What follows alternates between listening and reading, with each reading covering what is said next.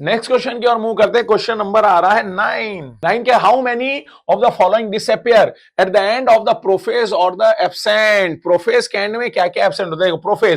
Prophase आ रहा है, इसका मतलब क्या है? देखिए लाइन याद रखनी, कंडेंसेशन की शुरुआत हुई है, सेल ऑर्गेनल धीरे धीरे एब्सेंट होते जा रहे हैं और धीरे धीरे आता जा रहा है। कौन आता जा रहा है? स्पिंडल एपरेटस आता जा रहा है। तो कौन कौन एब्सेंट हो गए हैं?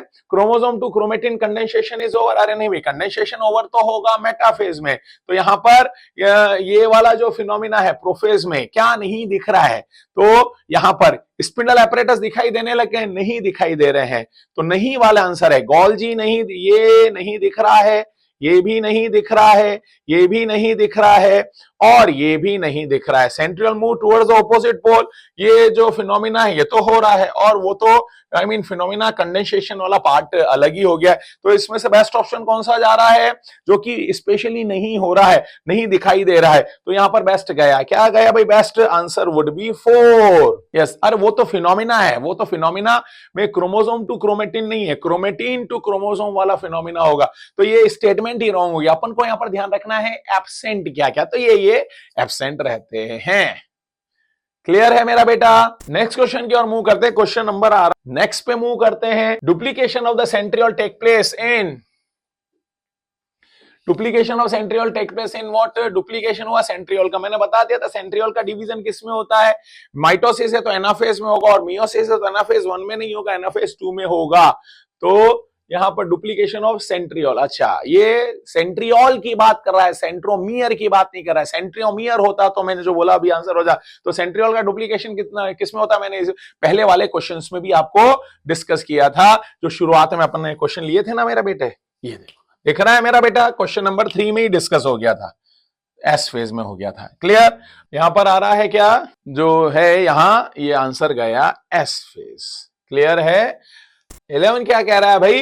Chromosome contains the 2 DNA molecule in the following except what? 2 DNA molecule, और डीएनए मॉलिक्यूल किस फॉर्म में रहता है? क्रोमेटिड के फॉर्म में रहता है। तो यहां पर यानी अपन क्या बोलते हैं? 1 chromosome is equal to 2 DNA. यानी अगर मैं डायग्राम बनाऊं तो ये डायग्राम ऐसा है,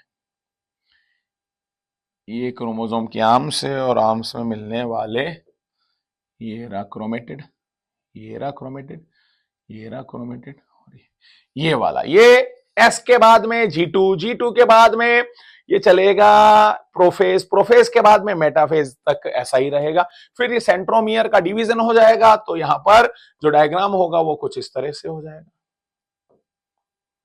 और ये अंदर मैं अलग मार्कर से बना लेता हूं मेरा बेटा, ये मैं पहले भी बता चुका हूं वैसे आप।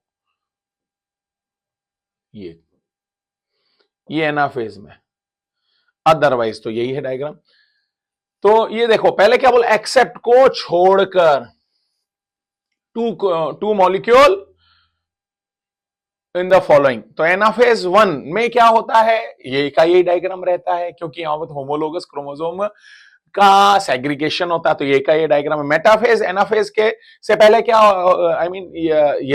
देखिए यहां पर थोड़ा सा ध्यान देना है कि क्वेश्चन में यहां पर मेटाफेज 2 नहीं है, आराम से मेटाफेज 1 है, 1 और यहां पर भी टीलोफेज 1 है मेरा बेटा। तब ये क्वेश्चन सही हो जाएगा अपने अकॉर्डिंग टू आंसर, यानी ये 1 है। ओके, और ये मैं इसको भी करेक्ट कर देता हूं, ये 1 प्रॉपर बनाओ भाई सर यहां, ये रहा। ठीक है, अब एनाफेज में क्या होगा? सेंट्रोमियर का डिवीजन होगा तो ऐसा हो जाएगा, पर एनाफेज 1 में तो ऐसा ही रहता है। एनाफेज 1 के पहले क्या होता है? मेटाफेज, और मेटाफेज के बाद में एनाफेज 1 और टीलोफेज में भी क्या रहेगा? जैसे एनाफेज में होगा, क्योंकि वहां पर भी क्या रहता है? होमोलोगस क्रोमोसोम का सेपरेशन तो होता है, परंतु सेंट्रोमियर का डिवीजन नहीं होता है। तो किसको छोड़कर ऐसा होगा? एनाफेज को छोड़कर ऐसा हो जाएगा। तो क्वेश्चन में ध्यान रखना है। हाँ, अगर मैं यहां पर मेटाफेज 2 रखता और टीलोफेज 2 रखता तो क्या होता? उसमें डायग्राम ऐसा ही हो जाता जो यहां पर बनाया हुआ है। यानी ये वाला डायग्राम किन किन पर अप्लाई होने वाला है? ये वाला डायग्राम किस पर होगा? एनाफेज पर होगा, बिल्कुल होगा। और किस पर होगा भाई? ये वाला जो डायग्राम जो होगा अप्लाई किस पर होगा? एनाफेज 2 पर अप्लाई होगा। और किस पर होगा? मेटाफेज 2 पर अप्लाई होगा। और किस पर अप्लाई होगा? टीलोफेज 2 पर होगा।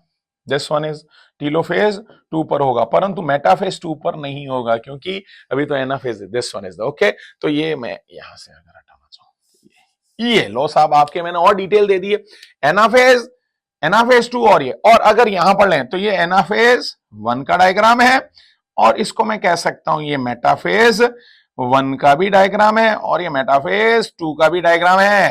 I think is it clear?